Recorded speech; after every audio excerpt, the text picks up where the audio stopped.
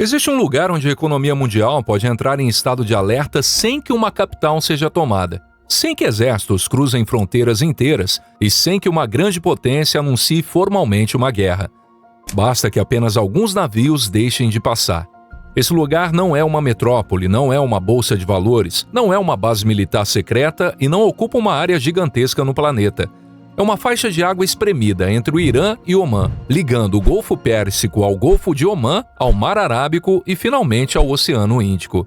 O nome dessa passagem é Estreito de Hormuz.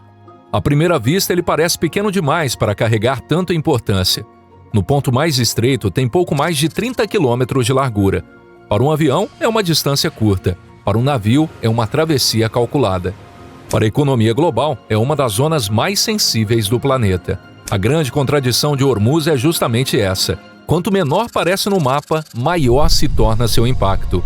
Porque ali não passa apenas água. Passam petróleo, gás, fertilizantes, metais, navios comerciais, forças militares, interesses nacionais e medos antigos que nunca desapareceram por completo. O Estreito de Hormuz separa duas margens muito diferentes, mas igualmente estratégicas. Ao norte está o Irã, com uma longa costa sobre o Golfo Pérsico. Portos, ilhas, bases e uma posição geográfica que permite observar de perto uma das rotas marítimas mais importantes da Terra. Ao sul está a península de Muzandan, uma exclave de Omã separada do restante do país pelos Emirados Árabes Unidos. Essa pequena ponta omanense avança sobre a entrada do estreito como uma sentinela silenciosa, discreta nas manchetes, mas essencial no desenho geográfico da região. Essa geografia criou uma situação rara. O estreito é estreito o suficiente para ser vulnerável, mas profundo e amplo o suficiente para receber alguns dos maiores petroleiros do mundo. A navegação comercial segue faixas separadas de tráfego, com corredores de apenas alguns quilômetros para entrada e saída. O resultado é um fluxo organizado, mas concentrado. Uma longa fila invisível de energia atravessando diariamente um espaço limitado. E é aqui que Hormuz deixa de ser apenas uma passagem regional. Ele se transforma em uma artéria da economia mundial. Hoje todo mundo quer atenção, mas poucos sabem criar vídeos que realmente param o feed. Empresas, marcas, criadores, negócios locais, profissionais de todos os tipos. Todo mundo quer mais alcance, mais resultado, mais força nas redes. Mas no meio de tanto conteúdo, não basta só postar. Porque o que realmente faz um vídeo sair do comum e ganhar força de verdade é a edição. Foi exatamente para isso que nasceu Edições Disruptivas, uma formação do zero ao avançado, pensada para ensinar a criar vídeos que viralizam nas redes sociais. Porque no fim, não é só sobre aprender um programa, é sobre aprender uma das habilidades mais valiosas do mercado digital. É só acessar o link no comentário fixado ou na descrição, escolher o pacote que mais faz sentido para você e começar a transformar a edição de vídeo em renda e liberdade. Em 2025, quase 20 milhões de barris por dia de petróleo bruto, condensado e derivados foram exportados pelo Estreito de Hormuz. Mas a importância de Hormuz não termina no petróleo. O gás natural liquefeito também depende fortemente dessa rota.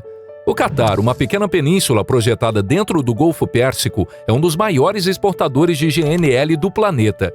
Sua riqueza energética sai de terminais modernos, atravessa o Golfo e precisa passar pela mesma abertura entre Irã e Omã para alcançar os mercados internacionais. Em 2025, cerca de 93% das exportações de GNL do Catar e 96% das exportações de GNL dos Emirados Árabes Unidos passaram por Hormuz, representando quase um quinto do comércio global de GNL. A mesma lógica vale para países do Golfo. Arábia Saudita, Emirados Árabes Unidos, Kuwait, Catar, Iraque, Bahrein e Irã usam Hormuz como rota primária para suas exportações de energia. Alguns têm alternativas parciais. A Arábia Saudita possui o oleoduto East-West, que atravessa o deserto até Iambu, no Mar Vermelho. Os Emirados têm o oleoduto até Fujairah, já fora do Golfo Pérsico. Mas essas alternativas não substituem o volume total que atravessa o estreito. Estimativas da Agência Internacional de Energia apontam algo entre 3,5 e 5,5 milhões de barris por dia de capacidade alternativa disponível, muito abaixo do fluxo normal por Hormuz. Ou seja, existem desvios, mas não existe substituto real. A dependência é ainda mais clara quando se observa o destino dessa energia. A maior parte do petróleo e dos derivados que passa por Hormuz segue para a Ásia. China, Índia, Japão e Coreia do Sul estão entre os principais compradores. Em 2025, cerca de 80% do óleo e dos derivados que cruzaram o estreito tiveram como destino mercados asiáticos. No caso do petróleo bruto, China e Índia juntas receberam 44% das exportações que passaram por ali. Isso transforma Hormuz em uma conexão direta entre o Golfo Pérsico e o motor industrial asiático. O navio que sai da Arábia Saudita, do Iraque, do Kuwait, dos Emirados, do Irã ou do Catar não carrega apenas uma carga energética. Ela carrega parte do funcionamento de fábricas, terminais, refinarias, frotas de transporte e redes elétricas a milhares de quilômetros dali. Mas Hormuz não se tornou importante apenas por causa do petróleo. Muito antes dos superpetroleiros e das sanções internacionais, essa passagem já era uma peça valiosa do comércio entre a Pérsia, a Península Arábica, a Índia, a África Oriental e mais tarde a Europa. Durante séculos, o Golfo Pérsico foi uma zona de circulação de pérolas, cavalos, especiarias, tecidos, metais e mercadorias que ligavam mundos diferentes. A ilha de Hormuz, próxima ao litoral iraniano, tornou-se um ponto comercial poderoso. Quem influenciava essa ilha podia controlar tributos, proteger rotas, cobrar passagem e proteger autoridades sobre o comércio do Golfo. No início do século XVI, esse valor atraiu os portugueses. Em 1507, Afonso de Albuquerque atacou Hormuz como parte da tentativa portuguesa de dominar as rotas marítimas do Oceano Índico. Portugal queria controlar os pontos-chave do comércio entre Europa e Ásia. Não bastava navegar, era preciso dominar as portas. Hormuz era uma dessas portas. Os portugueses consolidaram presença na região, perderam influência em alguns momentos, retomaram posição e transformaram a ilha em peça de um sistema imperial marítimo, mas nenhum controle ali seria definitivo. Em 1622, forças ligadas à Pérsia Safávida, com apoio inglês, expulsaram os portugueses de Hormuz. A passagem mudava de mãos, mas sua lógica permanecia a mesma. Quem dominava aquele ponto controlava muito mais do que uma ilha. Controlava uma ligação entre mares, impérios e riquezas. Com o século XX, a importância do estreito mudou de escala. O petróleo transformou o Golfo Pérsico em uma das regiões mais valiosas do planeta. A Arábia Saudita ascendeu como potência energética. O Kuwait enriqueceu com exportações. O Iraque, o Irã e os Emirados passaram a ocupar posições centrais no mercado mundial. O Catar construiu sua influência sobre o gás. E Hormuz virou a saída natural de grande parte dessa riqueza. A partir daí, a geografia começou a pesar de outra forma. O Irã, localizado ao norte do estreito, percebeu que não precisava ser a maior economia do mundo para afetar a economia mundial. Sua posição já lhe dava uma carta poderosa. A costa iraniana, os portos no Golfo, as ilhas próximas e a capacidade de pressionar a navegação transformaram Hormuz em um instrumento de política externa. Essa posição não significa controle absoluto. As águas do estreito envolvem também Omã e normas internacionais de navegação. Omã, aliás, ocupa um papel singular. É menos barulhento que Irã, Arábia Saudita ou Estados Unidos, mas sua presença na península de Muzandam faz dele um ator geográfico indispensável. Mascate também costuma atuar como mediador diplomático em crises regionais, justamente porque está próximo do problema, mas não busca o protagonismo agressivo das grandes rivalidades. Ao redor do estreito, a disputa territorial também tem camadas próprias. Ilhas como Abu Musa, Tumbe Maior e Tumbe Menor são controladas pelo Irã, mas reivindicadas pelos Emirados Árabes Unidos. A controvérsia, que ganhou força após a retirada britânica da região em 1971, mostra que Hormuz não é apenas uma rota de navios, é uma zona de soberania contestada, onde pequenas ilhas podem ter grande peso estratégico. Depois da Revolução Iraniana de 1979, essa dimensão ficou ainda mais sensível. O Irã passou a se posicionar como uma potência revolucionária, hostil aos Estados Unidos e desconfiada das monarquias árabes do Golfo. Do outro lado, Washington fortaleceu sua presença militar na região, preocupada em garantir o fluxo de energia e proteger aliados. A Quinta Frota dos Estados Unidos, sediada no Bahrein, passou a operar em uma área que inclui o Golfo Pérsico, o Golfo de Omã, o Mar Vermelho, o Golfo de Aden e partes do Oceano Índico. A proximidade com Hormuz não é detalhe, é estratégia. Nos anos 80, essa tensão deixou de ser apenas diplomática. Durante a guerra Irã-Iraque, o conflito se espalhou para o mar. Petroleiros passaram a ser atacados, terminais de exportação viraram alvos. Minas marítimas, escoltas e retaliações transformaram o Golfo em uma zona de risco. Era a chamada Guerra dos Petroleiros. Até aquele momento, Hormuz já era uma rota vital.